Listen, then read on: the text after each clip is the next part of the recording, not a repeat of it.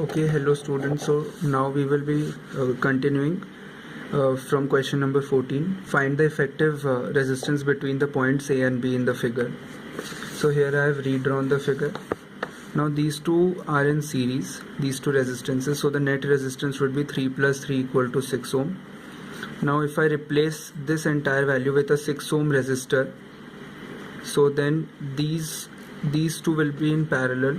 So that would again, so 6 and 6 in parallel would make it a 3 ohm resistance.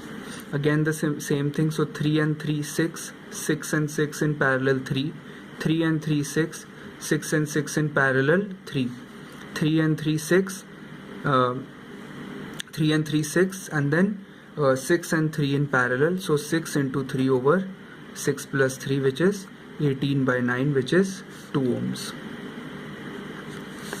Next, coming to the second 15th question, find the equivalent resistance of the network shown in the figure between the points A and B when switch S1 is opened and switch S2 is closed.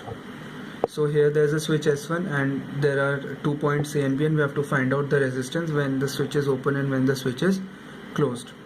So let's say when the switch is opened, so if the switch is opened, then the upper two resistances are in series, so 6 and 12 ohm and 12 and 6 ohm, 12 and 6 ohm. So these two are in series, so equivalent would be 18 ohms.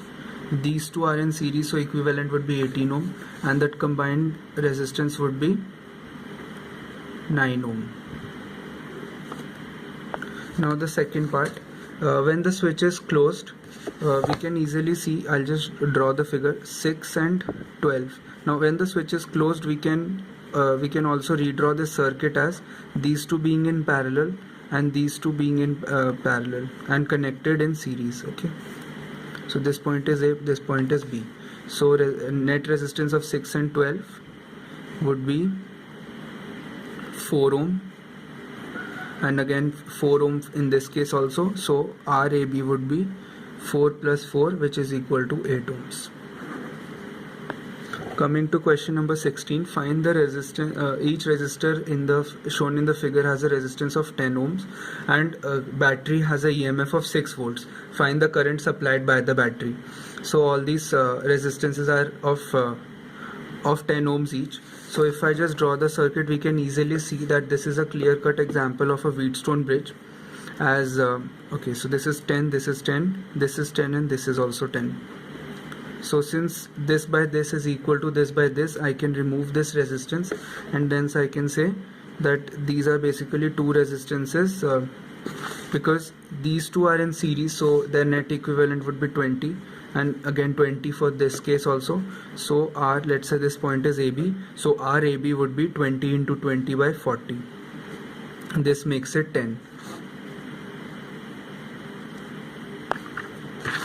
Now coming to question number 17, find the equivalent resistance of the network shown in the figure between points A and B. So again, as you can see here also, the ratio of resistance between this and this and these two resistances are equal. So 15 by 30 is equal to 15 by 30. So hence we can say this is again a balanced Wheatstone bridge and no current will pass through this resistance. So basically now there are just two resistance of value 15 and 30 each here. Okay, so the net R equivalent would be, so this entire configuration would be 30 ohms, and this entire would give rise to a 60 ohm resistance, and hence R equivalent would be 30 into 60 by 90, which is equal to 20 ohms. Now coming to question number 18. In this we have to find out the potential difference between point A, B and D, and potential difference between the terminals of each cells of G and H. So first let me draw the circuit. Okay, so now let us assume that this battery gives current I1 and this battery gives current I2. So I2 will flow from this end and it will enter this region, I1 plus I2, I1 here, and this part would get I2 minus I1. Okay, so current I1 will flow from here, I1 over here, and then this would add up and it would give rise to I2. Okay, So now let me apply loop law in both these loops. Okay, so in the first loop, 1 plus I2 into 1 plus 2 into I2 minus I1 plus 2 into I2 minus 2 equal to 0.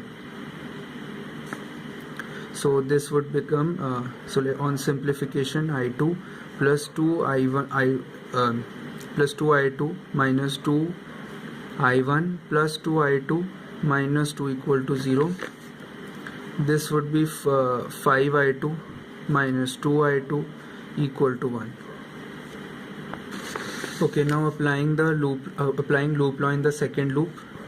So as I'm traveling across this resistance, so 3 I1 plus 1 I1 plus 1, and then in the opposite direction, I2 minus I1 into 2, and then I will enter from the negative end, so minus 3 equal to 0.